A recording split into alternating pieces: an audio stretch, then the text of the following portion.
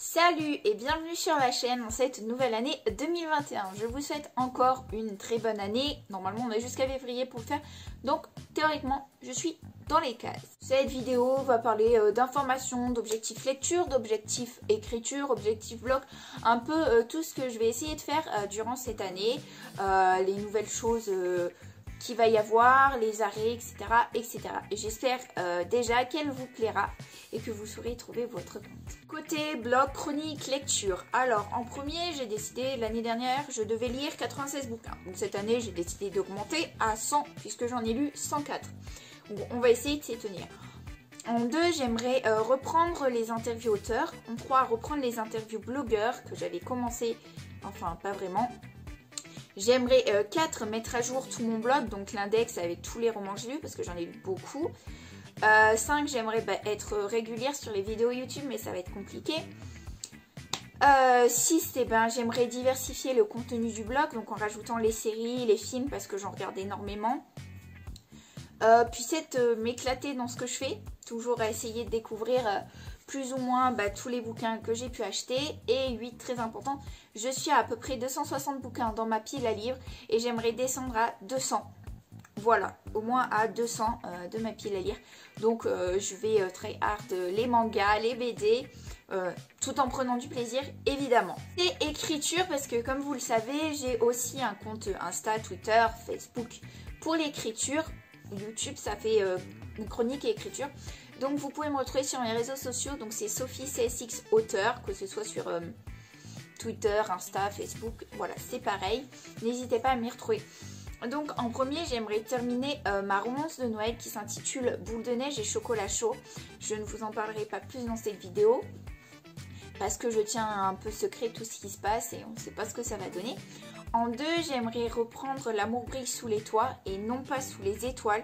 C'est bien L'amour brille sous les toits, c'est un petit clin d'œil Disney, mais je vais vous expliquer rapidement pourquoi.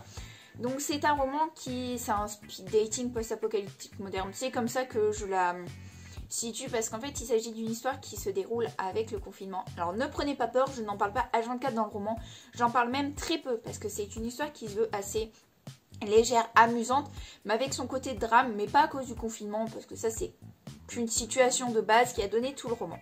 Donc pourquoi par rapport à Disney? Parce qu'en fait chacun des personnages porte le prénom d'un personnage Disney et en a ses caractéristiques modernes. Par exemple, Aurore, je vous dirai pas sinon je vais vous spoiler. Li Shang c'est pareil, mais du coup vous allez retrouver Aurore, Li Shang, Belle, Philippe, Florian qui est le prince de Blanche-Neige, donc oui, on ne le connaît pas beaucoup, c'est pour ça que je le situe. Et il m'en reste un, Esmeralda, voilà. Du coup, j'ai mes petites pop derrière aussi pour prouver. Donc c'est pour ça que vous retrouvez une univers titré. Donc voilà, terminer ces 2 romans. Ensuite, j'aimerais savoir quoi faire 13 mois sur ma peau. Est-ce que je l'auto-édite? Est-ce que j'attends encore des retours de maison d'édition? À savoir que l'auto-édition, ce sera un choix. Pas parce qu'on m'a refusé dans toutes les maisons d'édition que j'ai fait, et j'en ai pas fait beaucoup.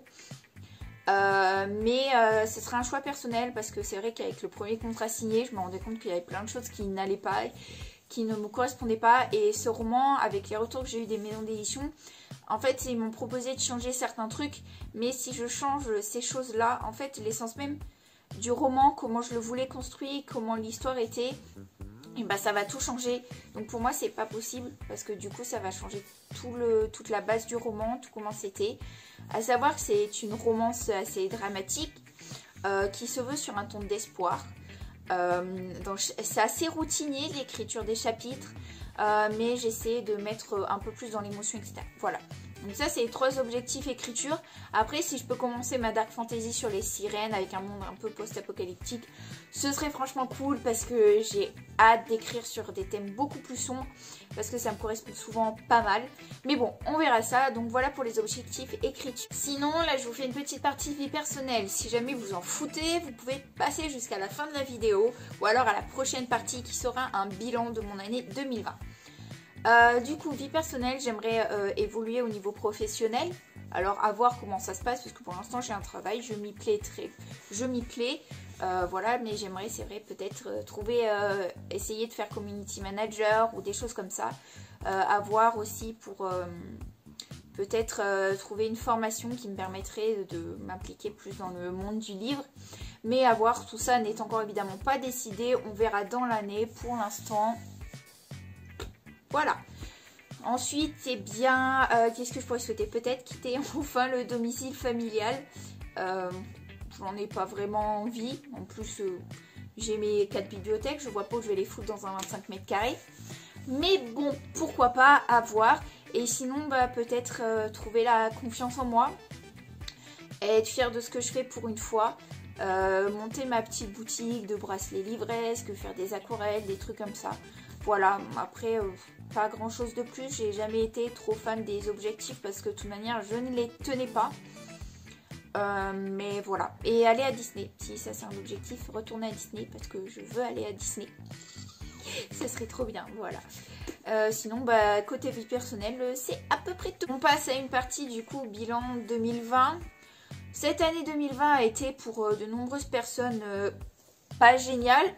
Moi, je vais être très honnête. Après, je n'ai rien contre les personnes qui ont vécu ça difficilement, qui ont un avis différent du mien. Mais je vous invite réellement à respecter le mien.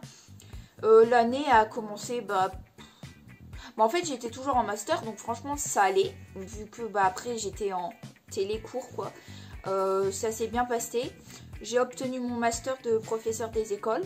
Voilà. J'ai décidé de ne pas passer le concours de professeur des écoles. Et c'est un choix. Un choix que j'assume entièrement parce que je voulais me donner une chance ailleurs pour l'instant. Après, à voir si je retourne pas dans le milieu scolaire. Parce que bon, oui, j'adore les enfants. Ensuite, eh bien, j'ai rencontré une personne formidable qui est mon copain. Voilà, donc j'ai trouvé quelqu'un de formidable avec qui j'écris, je parle beaucoup et qui me remplit de joie. Donc c'est pas de n'importe qui, mais ça c'est plutôt en août. Donc on va revenir à avant. La période confinement, je n'ai pas été de celle qui l'a mal vécue parce que je suis assez casanière, assez solitaire. Et moi, pouvoir écrire, lire, être sur mon ordi, regarder des films, des séries toute la journée, ça m'allait parfaitement bien. En plus, je n'étais pas obligée de sortir, de trouver une excuse pour ne pas sortir. Donc franchement, je l'ai pas mal vécu, moi, ça m'allait. Bon, après, évidemment, au bout d'un moment, j'en avais marre, c'était très routinier. La preuve, durant le mois d'avril, j'ai lu 25 bouquins. Il y a un jour, j'en ai lu 4. Donc voilà, c'est comme ça, hein. Mais bon, c'est pas une partie que j'ai mal vécue. Ensuite, bah, pendant mon été, j'ai travaillé, ça s'est très bien passé. Ensuite, j'ai eu 2 semaines de vacances et j'ai enfin pu voir ma famille après 1 an à ne pas les avoir vus quasiment. Et là aussi, j'ai eu du coup mon copain. Ensuite, niveau septembre, eh bien, j'ai recommencé à travailler, ça s'est bien passé, quelques mises au point, etc. De nouvelles rencontres, c'était top, j'ai pu revoir mes meilleurs amis. Puis voilà. Niveau octobre, novembre, décembre, j'ai bien pris la chaîne YouTube, j'ai essayé de faire ça correctement, voilà. J'ai essayé de modifier un peu sur le mois de septembre-octobre, du coup le feed. J'ai essayé de faire ça bien, je trouve qu'il était un peu mieux même si je l'aimais pas du tout. Celui d'hiver, je suis plutôt contente. J'ai essayé du coup de développer mon compte Instagram, la Coxy Lectrice. Ça s'est bien passé, je trouve ça plutôt génial, j'ai presque atteint les 1000 abonnés. Puis ensuite, niveau de décembre, il y a eu mon anniversaire. Vous avez été très nombreux à me le souhaiter, donc je vous remercie. Puis c'était une fin d'année qui était pas trop mal. Après, dans la vie personnelle, il y a des choses qui font que ça n'allait pas forcément et que c'est pas toujours facile. Mais c'est comme ça, la vie c'est ce qu'elle est. Elle est parfois compliquée, parfois simple, parfois cool, parfois nulle. C'est comme ça. Voilà pour mon bilan de l'année 2020. J'ai lu 104 livres, j'ai eu quelques coups de cœur, j'ai pu lire beaucoup de livres de ma palle, donc c'est pas mal, j'en ai acheté beaucoup trop. Elle a doublé de volume entre l'année dernière et cette année, juste pour vous dire. Et voilà, c'est tout ce que j'ai à vous dire. Si vous avez des choses à me raconter, à me dire en commentaire, allez-y, balancez la sauce. Merci à tous les nouveaux abonnés d'ailleurs. Et puis je vous fais de gros bisous et je vous dis à très bientôt.